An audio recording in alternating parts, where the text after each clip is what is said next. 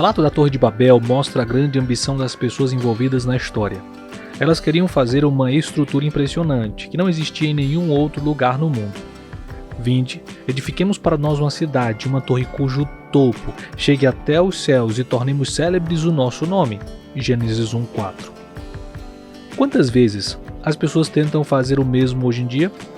Seja na política, na arte, nos negócios, até mesmo na religião, não importa. Há quem deseje tornar célebre o seu próprio nome. No fim, quão vãos e sem sentido são seus esforços. A Bíblia diz em Gênesis 11:4 que essas pessoas queriam construir a torre para que não fossem espalhadas sobre a face da terra. Elas queriam ficar juntas dos seus próprios interesses egoístas. Mas Deus tinha outro plano. Elas também estavam unidas em favor daquele trabalho. Mas disse o Senhor: eis que o povo é um e todos têm a mesma língua. Isso é apenas o começo. Agora não haverá restrição para que tudo o que intento fazer. Gênesis capítulo 11, verso 6. Esse plano ambicioso delas era de fato mau. Embora as escrituras não digam de forma explícita, Ellen White disse que elas não confiaram na promessa de Deus de que nunca mais destruiria a terra com água. Gênesis capítulo 9, verso 14 e 15. Elas pretendiam construir para sua própria segurança, em vez de confiar na palavra divina. Quaisquer que fossem seus motivos supremos, Deus sabia que suas intenções não eram puras, mas cheias de ambição e egoísmo. E por isso, ele os impediu de alcançar seu objetivo. A história de Abraão nos ensina que, se Deus tiver um plano específico para a nossa vida, ele pode nos chamar a deixar para trás o que nos é familiar e confortável, incluindo nossa família, nossa comunidade, a fim de seguir sua vontade e servir como instrumentos de bênção para outras pessoas. Abraão se tornou uma figura-chave na história das Escrituras, sendo abençoado por Deus e, por meio de sua descendência, abençoando todas as famílias da terra, conforme prometido por Deus. Em Gênesis 3:15, Deus está falando com a serpente após a queda de Adão e Eva.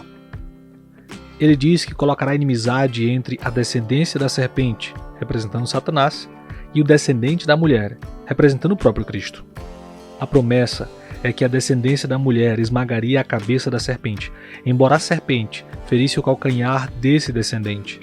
E isso é apontado para Jesus, para a promessa messiânica de que o descendente da mulher, Cristo Jesus, viria para derrotar Satanás e o pecado.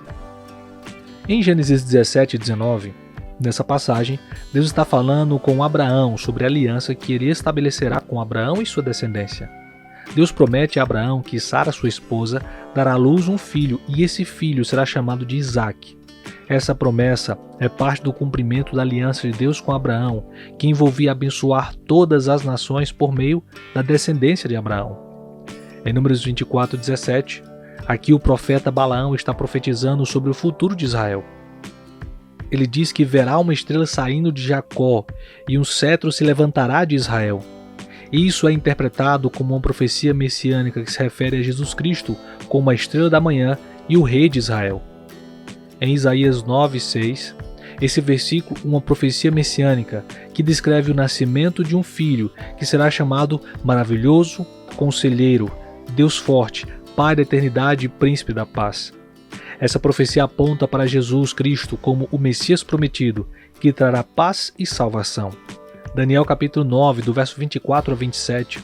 Essa passagem contém a profecia das 70 semanas de Daniel, que é interpretado como uma profecia messiânica que aponta para o momento da vinda do Messias. Ela menciona a conclusão da transgressão ou o fim do pecado, a expiação da iniquidade, a introdução da justiça eterna. Isto está relacionado com a obra redentora de Cristo.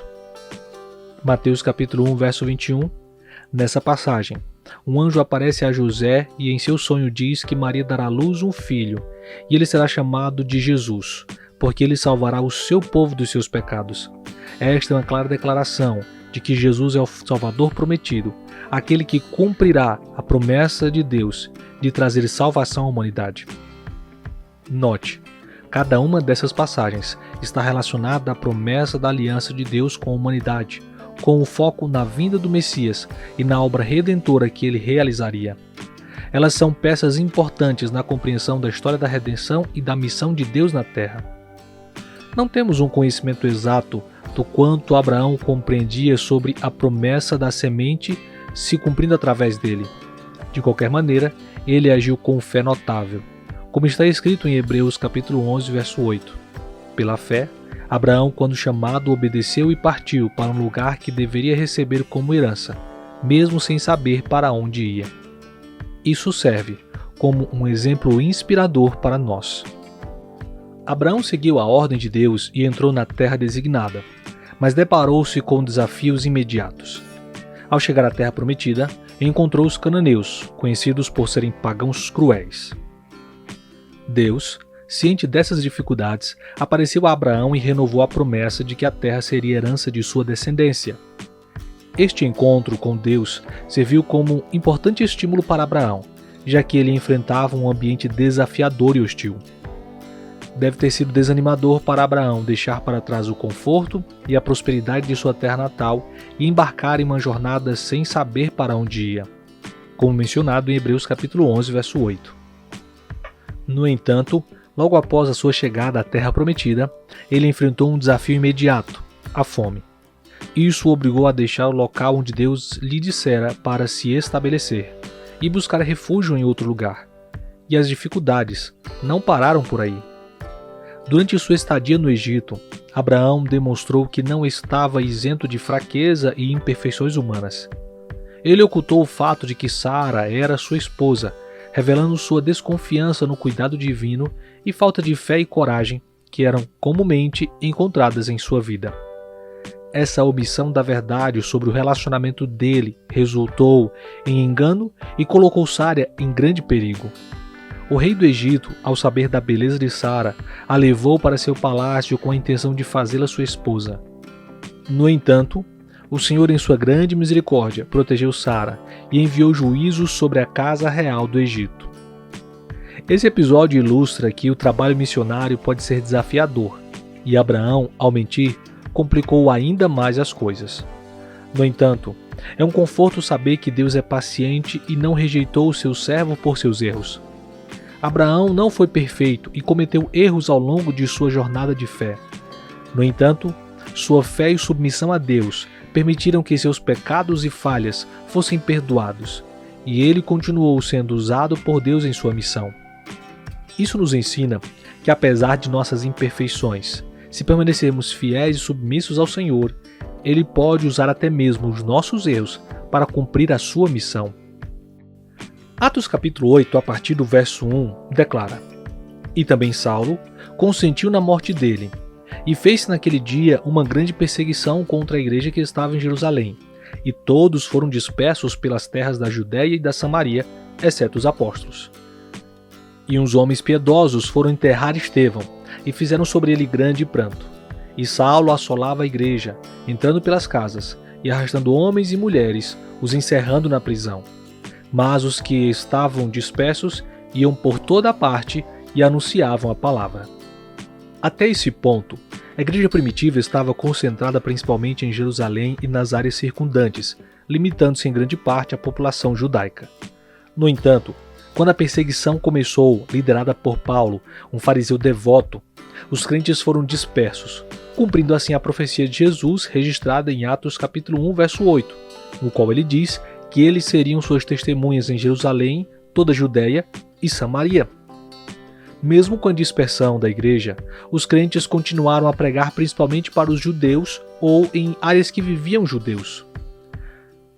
O alcance da missão da igreja estava inicialmente limitado aos judeus e os discípulos não planejavam levar a mensagem do evangelho aos gentios. No entanto, isso começou a mudar com a pregação de Paulo, que se tornou o apóstolo dos gentios. A resistência inicial à pregação para os gentios foi evidente em Pedro, um líder da igreja primitiva, que inicialmente relutou em compartilhar o evangelho com não-judeus. No entanto, através de uma série de eventos providenciais, incluindo uma visão divina, Pedro teve uma mudança de coração e começou a entender a missão mais ampla da igreja de alcançar todas as nações. Atos capítulo 1, verso 8 declara: Mas recebereis a virtude do Espírito Santo, que há de vir sobre vós, E ser-me-eis testemunhas tanto em Jerusalém como em toda a Judéia e Samaria, e até os confins da terra. Como discípulos de Jesus, temos a responsabilidade de compartilhar as boas novas com os outros. Esse ato não se trata de convencer as pessoas de que estão erradas, mas sim de transmitir a mensagem de Jesus, conforme retratada nas 3 mensagens angélicas. Apocalipse 14, do verso 6 ao 12. Jesus nos instruiu a sermos suas testemunhas em Jerusalém, o que significa que devemos começar por dar testemunho em nossa própria casa, igrejas, bairros e comunidades. Devemos compartilhar a mensagem de Jesus com as pessoas que estão mais próximas de nós, onde fomos inicialmente colocados. É importante notar que às vezes as pessoas têm o desejo de ir para lugares distantes e culturas diferentes para compartilhar o Evangelho, mas negligenciam testemunhar para aqueles que estão ao seu redor. A prioridade é ser uma testemunha onde estamos e partir daí. Podemos seguir então a orientação do Senhor para ir a outras áreas e alcançar diferentes grupos culturais, étnicos e religiosos. Isso pode envolver cruzar fronteiras culturais para levar a mensagem de Jesus a outras comunidades e regiões. Mesmo que seja mais fácil testemunhar em nosso próprio grupo étnico ou cultural, a grande comissão de Jesus nos desafia a sair da zona de conforto e compartilhar a mensagem de salvação com todos, independente de sua origem ou contexto. Todos precisam ouvir o Evangelho de Jesus.